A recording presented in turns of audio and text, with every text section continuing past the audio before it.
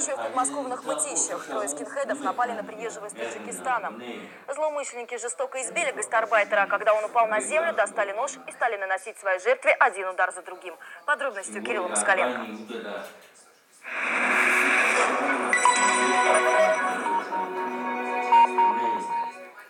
Это место давно облюбовали разные неформальные молодежные течения. Сначала здесь собирались панки, потом появились скинхеды, которые прогнали. Вот на стене они нарисовали свастику. По вечерам они здесь собирались и выпивали. Одна из таких посиделок закончилась убийством. Бритоголовым не понравилось, что по этой дорожке прошел приезжий из Таджикистана. Молодые люди напали на него. Сначала в ход пошли кулаки, затем гастарбайтера стали избивать ногами. Когда он упал на землю, по словам милиционеров, этот молодой человек достал нож. Вину свою не признаете? Вину свою нет. Частично так я признаю то, что там... Частично что? Не то, что я давно ударил, и все. Чем? Чем? Ножом. Да? Да. А нож вот у вас был, да? Нет. Просто следователь говорит, у вас. Ну, я не знаю, как там, что. В общей сложности приезжему из Таджикистана нанесли не меньше 15 ножевых ранений. Умер он практически сразу, еще до появления врачей. Милиционеры говорят, орудие убийства побывало в руках у каждого из задержанных. Они по очереди наносили удары ножом. Удары наносились до тех пор, пока он не перестал подавать признаки жизни. Что дальше было? Забрали что-то или как? Ну, после этого они не забирали, они непосредственно перед этим забрали там ценности определенные. Ну, это как бы сопровождало совершение преступления. А после этого пошли домой. Следователи говорят, что там вы вместе с другими молодыми людьми, да, совершили преступление на национальной почве. Это действительно так или нет?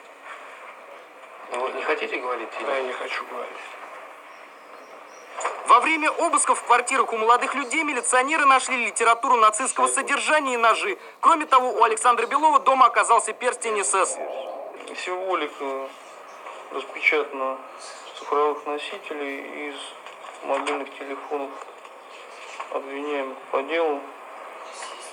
Символика носит националистический характер. А вы себя националистом считаете? Нет, не считаю. Вообще, то есть ваши особенно вообще не признаете? Да. А кто убил?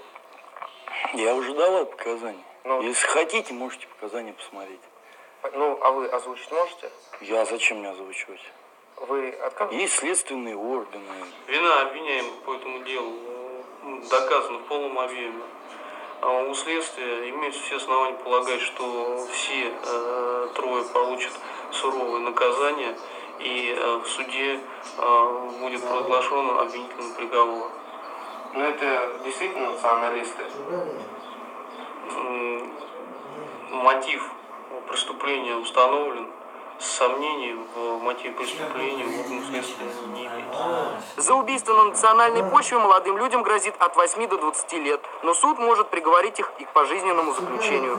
Кирилл Москаленко, Дмитрий Грачев, Александр Бригадов. Программа «Город».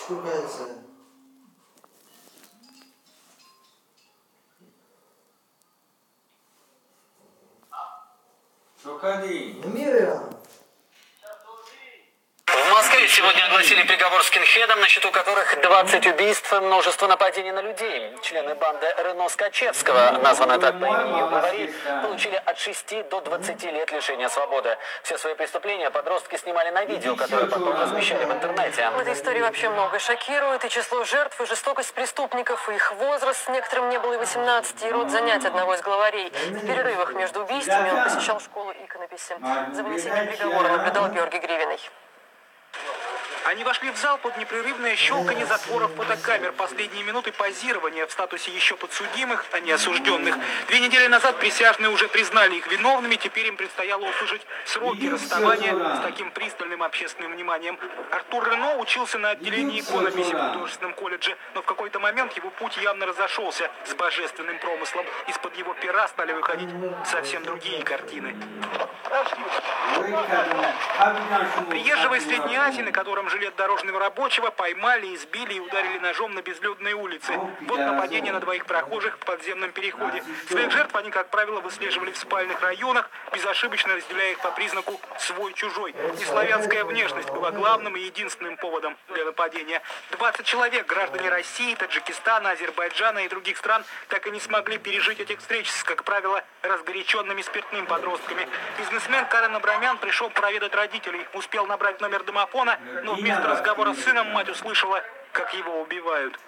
Он набирал код своего дома, а сзади с ножом напали на